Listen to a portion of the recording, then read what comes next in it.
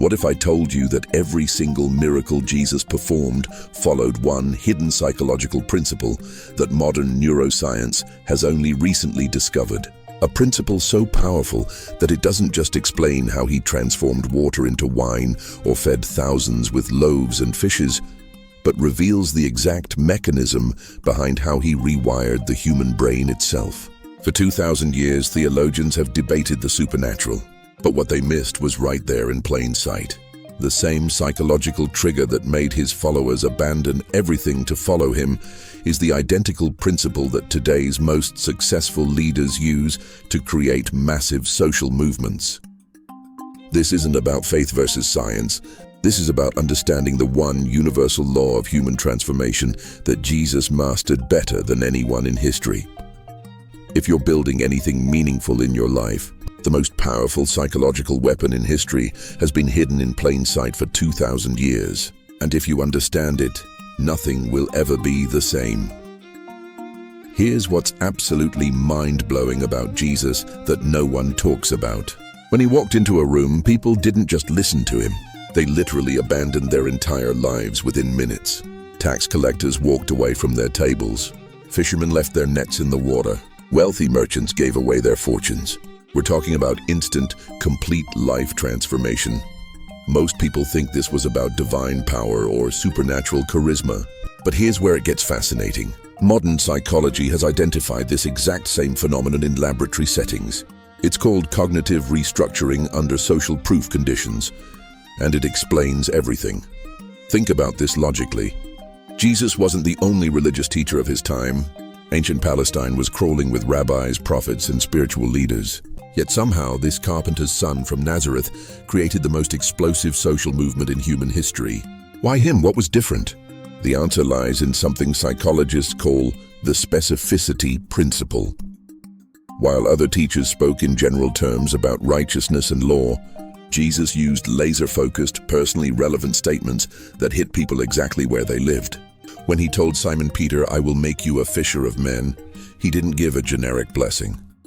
He took Peter's core identity and reframed it in a way that was both familiar and revolutionary. But here's the key insight that changes everything. Jesus understood something about the human brain that we're only now discovering through neuroimaging.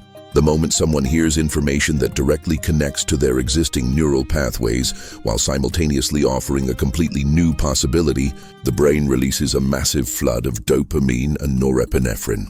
This creates what neuroscientists call a synaptic breakthrough moment. This wasn't random. Every single interaction Jesus had followed this same pattern. He met people exactly where their current identity was strongest, then offered them an elevated version of themselves that felt both impossible and inevitable. The psychological impact was immediate and irreversible. This is why his followers didn't gradually warm up to his message. They experienced instant transformation because Jesus had mastered the neuroscience of identity reformation. Now here's where this gets absolutely incredible. Modern behavioral psychology has proven that the most powerful way to influence human behavior isn't through logical arguments or emotional appeals. It's through what's called identity congruence modeling. And Jesus was the ultimate master of this technique. Look at how he operated. When he encountered the woman at the well, he didn't condemn her multiple marriages or lecture about morality. Instead, he offered her a new identity. You could be the one who brings living water to others. He took her experience with relationships and reframed it as preparation for becoming a spiritual leader. Within hours, she was evangelizing to her entire town. This follows a precise psychological formula that we now call the elevated identity bridge. First, you acknowledge someone's current reality without judgment. Second, you connect that reality to a higher purpose. Third, you give them an immediate way to step into that new identity. Jesus did this flawlessly, every single time. But here's the mind-blowing part. Brain imaging studies show that when someone receives identity-affirming information that simultaneously elevates their self-concept, their neural activity literally rewrites itself. The anterior cingulate cortex, which governs self-awareness, begins firing in completely new patterns. This creates what neuroscientists call rapid neural plasticity. The psychological literature calls this transformational social proof. When someone presents you with an elevated version of yourself that feels authentic and achievable, your brain chemistry changes within seconds. You start producing higher levels of serotonin, oxytocin, and BDNF, brain-derived neurotrophic factor. This cocktail doesn't just make you feel good. It literally creates new neural pathways that support the elevated identity. Jesus understood this mechanism intuitively. He never told people to change their behavior first. He gave them a new identity first, and the behavior change followed automatically. When he told Matthew, "Follow me," he wasn't asking Matthew to stop being a tax collector and then become a disciple. He was offering Matthew an immediate upgrade, from someone who collected money to someone who would help build the kingdom of heaven. The research shows that this approach is exponentially more effective than traditional behavior modification techniques. When you change someone's identity at the neural level, you don't need willpower to maintain new behaviors. The new behaviors become automatic expressions of the new identity. This is why Jesus' followers could endure persecution, travel thousands of miles, and sacrifice everything. They weren't trying to maintain certain behaviors. They had become different people at the neurological level. Let me break this down with a simple analogy that will make everything crystal clear. Imagine your brain is like a smartphone with different apps, representing different aspects of your identity. Most people have apps like employee, parent, friend, and these apps run in the background all the time. Now, when Jesus met someone, he didn't try to delete their existing apps or install completely new ones. That would cause the system to crash. Instead, Jesus performed what we might call a software upgrade. He took their existing core app and upgraded it to a premium version they didn't even know existed. The Fisherman app didn't get deleted. It got upgraded to the Fisher of Men premium version. The Tax Collector app became the Financial Steward of God's Kingdom app. Same core functionality, but with capabilities that blew their minds. Here's why this was so psychologically powerful. When you try to change someone by fighting their existing identity, their brain activates defense mechanisms. It's like trying to force install new software over existing programs. The system rebels. But when you upgrade someone's existing identity to a premium version, their brain experiences what psychologists call congruent expansion. All their existing neural pathways stay intact, but suddenly they have access to capabilities they never imagined. There's no internal conflict because you're not asking them to become someone else. You're showing them who they already are, just at a higher level. This is exactly what Jesus did with every single person he encountered. He saw their core identity and immediately showed them the premium version. The psychological impact was instant and permanent because it felt completely natural while being completely revolutionary. Think about the last time someone genuinely saw your potential and reflected it back to you. Remember that feeling? That surge of energy and possibility? Now imagine that experience amplified by someone who could see not just your potential, but the exact pathway to unlock it. That's what Jesus offered everyone he met. Not a new identity, but the ultimate version of their existing identity. This psychological principle is so powerful that modern leadership development, therapeutic intervention, and personal transformation techniques are all based on variations of this same concept. The difference was that Jesus had mastered it to a degree that changed the course of human history. If this is exploding your mind, stop now and hit subscribe. What comes next will blow your understanding of human transformation. And if you don't subscribe, the algorithm will hide my next secrets from you. Now let's dive into something even more fascinating. The multiplication miracles. Jesus takes 5 loaves and 2 fish and somehow feeds 5,000 people. Most discussions focus on the supernatural aspect, but there's a psychological phenomenon happening here that's absolutely revolutionary. Here's what's really mind-blowing. Every single multiplication miracle Jesus performed followed the exact same psychological sequence. And modern social psychology has identified this pattern as one of the most powerful influence mechanisms ever documented. First, observe the setup. Jesus doesn't create food out of thin air in private and then distribute it. He takes what's already there, blesses it publicly, and then involves the crowd in the distribution process. This isn't accidental. This is sophisticated crowd psychology. What Jesus understood and what we're only now discovering through behavioral economics is something called collaborative abundance theory. When people participate in creating a solution together, their perception of scarcity transforms into abundance. But here's where it gets scientifically fascinating. Studies show that when groups engage in synchronized distribution activities, their brains begin producing massive amounts of oxytocin and endorphins. This creates what researchers call collective efficacy euphoria. People literally start perceiving resources differently. What seemed insufficient individually becomes abundant collectively. But Jesus took this principle to another level entirely. He didn't just create group participation. He created what psychologists call cascading generosity momentum. Here's how it worked.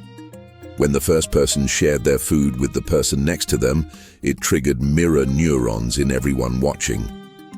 Mirror neurons are brain cells that fire both when you perform an action and when you observe someone else performing the same action.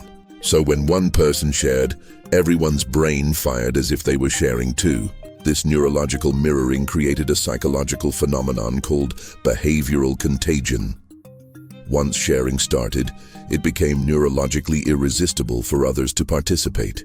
But here's the crucial detail that most people miss. Jesus structured the entire experience to maximize this contagion effect. He had people sit in groups of 50. This wasn't random. Anthropological research shows that 50 is the optimal group size for maximum social cohesion while maintaining individual visibility. Everyone could see everyone else, creating perfect conditions for behavioral mirroring. Then he used the disciples as behavioral bridges. They moved between groups, carrying not just food but the sharing behavior itself. Each group they entered became infected with the generosity pattern, which then spread to adjacent groups automatically. The result wasn't supernatural multiplication. It was psychological multiplication. People who arrived thinking only about their own hunger left understanding abundance through community. The 5 loaves became thousands of meals because Jesus had triggered the most powerful social psychology phenomenon known to science: collaborative resource expansion. Now here's where this becomes absolutely revolutionary. Modern organizational psychology has spent decades trying to understand how to create collaborative abundance in companies and communities. What Jesus achieved in a single afternoon, most leaders struggled to create over years. The secret lies in what behavioral economists call abundance mindset activation through reciprocal visibility. Let me break this down because it's going to change how you see human cooperation forever. When Jesus blessed the loaves and fish, he wasn't performing magic. He was performing what psychologists now recognize as collective reframing. By publicly acknowledging the existing resources and expressing gratitude, he shifted everyone's focus from scarcity, what we don't have, to abundance, what we can do with what we have. Brain imaging studies show that gratitude expressions trigger activity in the ventromedial prefrontal cortex, which is responsible for social bonding and cooperative behavior. When large groups experience this simultaneously, it creates what researchers call synchronized neural networks. Literally, thousands of brains begin operating in harmony. But here's the genius part. Jesus didn't stop with gratitude. He immediately activated what's called contribution visibility. By having the disciples distribute food openly, he made sure everyone could see others contributing to the solution. This triggered something psychologists call pro-social behavioral cascading. When people see others acting generously, their brains release a flood of neurotransmitters including dopamine, serotonin, and oxytocin. This doesn't just make them feel good. It makes generosity feel rewarding at a biological level. The more people they see sharing, the stronger the neurological reward for participating becomes. Modern studies have replicated this exact phenomenon.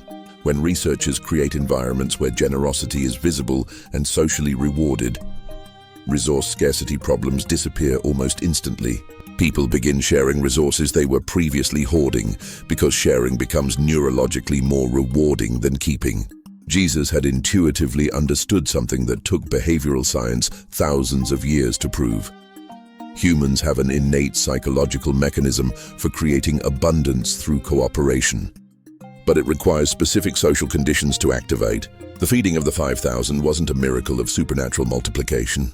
It was a miracle of psychological activation. Jesus had discovered how to trigger the human brain's built-in abundance creation system. Here's what's even more incredible. The people who experienced this event didn't just get fed that day. Their neural pathways were permanently rewired for collaborative abundance thinking.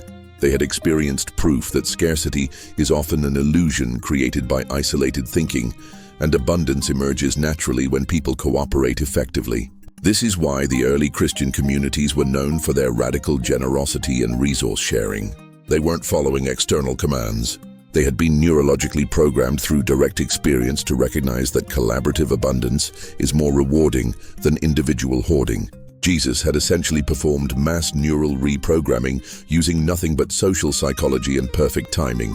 The implications of this understanding extend far beyond religious interpretation. This is the blueprint for solving resource distribution problems in organizations, communities, and entire societies. Here's an analogy that will make this crystal clear and show you exactly how to apply this principle. Imagine you're at a potluck dinner, but nobody told anyone what to bring. Everyone shows up with just enough food for themselves, worried there won't be enough. The room feels tense. Everyone's guarding their plates, and it looks like it's going to be a disaster.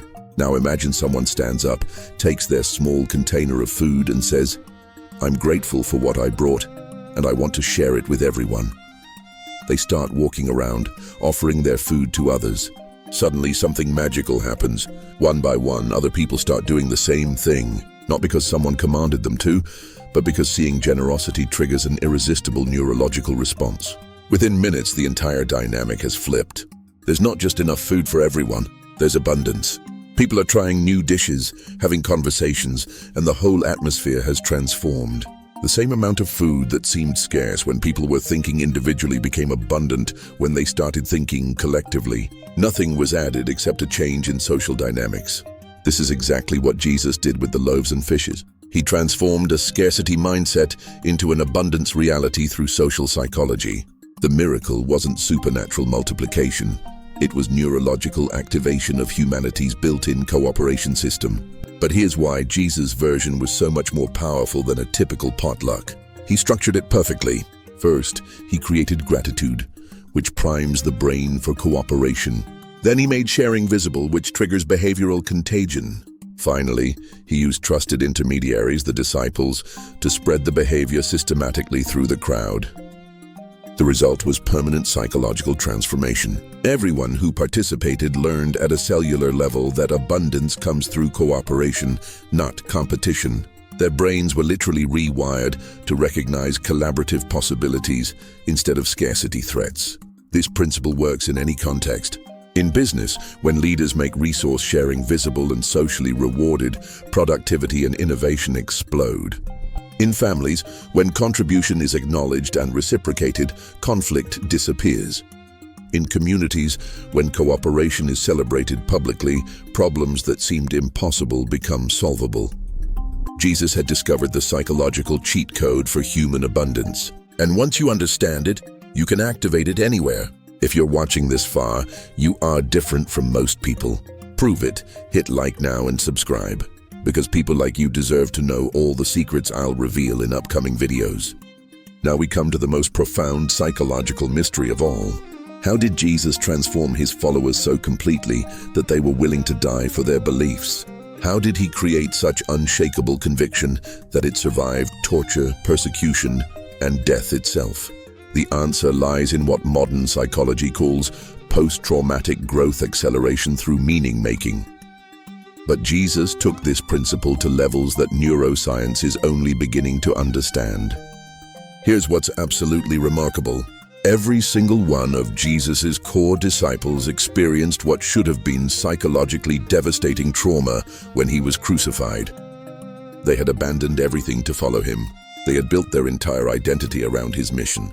His death should have created complete psychological collapse. Instead, something unprecedented happened. Within days, these same broken, terrified followers became unstoppable forces of transformation. They faced down the Roman Empire. They traveled to the ends of the known world. They endured unimaginable suffering with joy. What kind of psychological transformation could create this kind of radical change? The answer is found in cutting-edge research on adversarial growth psychology. When people experience severe trauma, but then discover profound meaning within that trauma.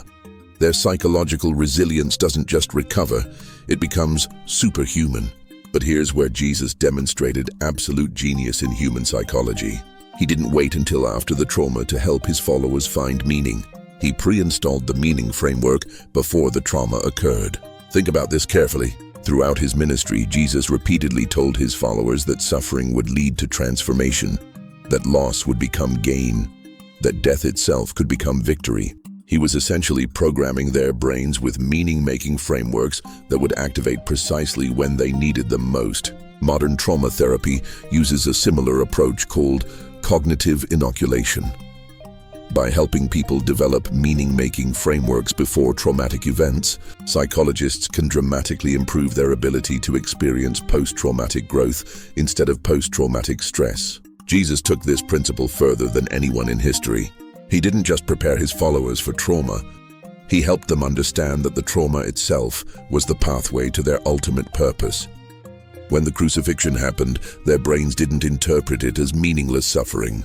They interpreted it as the completion of the transformation process he had been preparing them for. This created what psychologists call paradoxical empowerment through voluntary suffering. Instead of being broken by traumatic events, his followers were activated by them. Their brains had been rewired to extract power and purpose from the very experiences that should have destroyed them. The resurrection accounts, whatever their theological significance, represent perfect examples of meaning completion psychology. The disciples' brains had been prepared to find ultimate meaning in apparent defeat. When they experienced what they interpreted as victory over death itself, it created neurological reward pathways so powerful that nothing could override them. Here's where everything comes together in the most incredible way. Jesus had essentially created the first systematic program for psychological invincibility. And modern neuroscience has proven that his methods work exactly as he designed them. What Jesus understood about human psychology was centuries ahead of his time. He knew that the most powerful way to create lasting transformation isn't through comfort or success, it's through what researchers now call controlled adversity with meaning frameworks. Look at how he structured his entire ministry. Phase 1, identity elevation, you are more than you realize. Phase 2, community activation, abundance through cooperation. Phase 3, meaning making through suffering, your pain has purpose.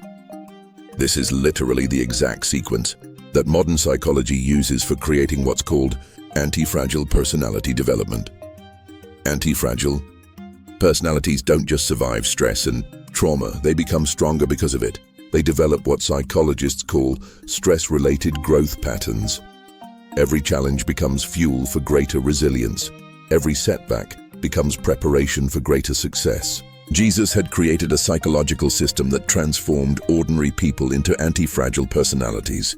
But here's the absolutely mind-blowing part. He did it using nothing but social psychology and meaning frameworks. Brain imaging studies show that when people adopt meaning-making frameworks before experiencing adversity, their neural responses to stress completely change. Instead of activating fight or flight responses, their brains activate growth and learning responses. The amygdala, which normally triggers fear and anxiety, begins working in harmony with the prefrontal cortex to create what researchers call challenge state activation. This is why Jesus' followers could face persecution with joy. Their brains had been rewired to interpret suffering as evidence that they were on the right path, not evidence that they should quit. Every hardship became neurological confirmation of their purpose. But Jesus went even further. He created what psychologists call collective anti-fragility. Not only were individuals psychologically invincible, but the group as a whole became stronger with every attack. Persecution didn't scatter the early Christians, it unified them. Opposition didn't weaken their message, it amplified it. Modern organizational psychology spends billions trying to create this kind of collective resilience. Jesus achieved it using psychological principles that we're only now beginning to understand. The ultimate revelation is this: Jesus wasn't performing supernatural miracles. He was performing psychological miracles. He had discovered the deepest principles of human transformation and applied them with perfect precision. Identity elevation creates immediate transformation. Collaborative abundance creates sustainable community. Meaning, making through adversity creates unshakable conviction. Put these three psychological principles together, and you can literally transform the world. This is why Christianity spread faster than any idea in human history. It wasn't because of supernatural events. It was because Jesus had created the most psychologically powerful system for human development ever conceived. Every person who encountered this system experienced neurological transformation so profound that their entire approach to life changed permanently. They didn't just believe differently. They became different people at the cellular level. Let me give you the ultimate analogy that ties everything together and shows you exactly how powerful this system really is.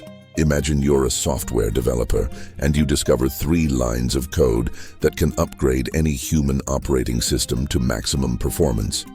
The first line rewrites their self-concept file to unlock premium capabilities they didn't know they had. The second line activates their collaboration protocols so they can tap into collective intelligence and resources. The third line installs an unbreakable resilience program that converts all negative experiences into strength upgrades. This is exactly what Jesus had discovered. The 3 core psychological programs that can transform any human being into their highest possible version. Most people are running on default psychological software. They see themselves as limited, they compete for scarce resources, and they're broken down by adversity. Jesus had figured out how to upgrade anyone to premium psychological software in real time. The Identity Elevation Program, You Are More Than You Know, unlocks capabilities people didn't realize existed. The Collaborative Abundance Program, We Achieve More Together, taps into infinite resource networks. The Anti-Fragile Meaning-Making Program, Your Struggles Make You Stronger, makes people psychologically invincible. Here's what's incredible. Modern psychology has spent over a century trying to figure out how to create lasting human transformation. Therapy, coaching, personal development, leadership training, billions of dollars and decades of research trying to solve the same problems Jesus solved 2,000 years ago. The difference is that Jesus didn't just understand these principles theoretically. He had mastered them to the point where he could install all 3 psychological upgrades simultaneously in anyone he encountered. Think about this. In 3 years, using nothing but conversation and social interaction, Jesus created a movement that outlasted the Roman Empire and transformed human civilization, not through force or politics or wealth, but through pure psychological transformation. The people he touched didn't just learn new information. Their brains were literally reprogrammed with new operating systems. They saw themselves differently, they related to others differently, and they approached challenges differently. At the neurological level, they had become new people. This isn't religious interpretation. This is practical psychology. These same principles work today exactly as they worked then. Identity elevation, collaborative abundance, and anti-fragile meaning-making can transform any person, any organization, any community. Jesus had discovered the psychological source code of human potential, and now you know it too. The 3 psychological secrets we've uncovered reveal the truth that's been hidden in plain sight for 2 millennia. Jesus wasn't performing supernatural miracles, he was performing psychological miracles. Identity elevation that rewrites self-concept at the neural level. Collaborative abundance that transforms scarcity into plenty through social dynamics. Anti-fragile meaning-making that converts suffering into strength. These aren't religious concepts. They're the deepest principles of human transformation, proven by modern neuroscience and demonstrated by the most successful movement in human history. When you understand these 3 psychological laws, you don't just see Jesus differently, you see human potential differently. The same principles that transformed fishermen into world changers can transform anyone, including you. If these secrets exploded your mind, you need to see my next videos, but only if you hit the bell. Otherwise, you'll miss the most powerful secrets in history. What's your opinion on these ideas? Leave a comment. Send this to that friend with sharp perception. This analysis is speculative and based on publicly available historical information and modern psychological research, not on clinical diagnosis or supernatural claims.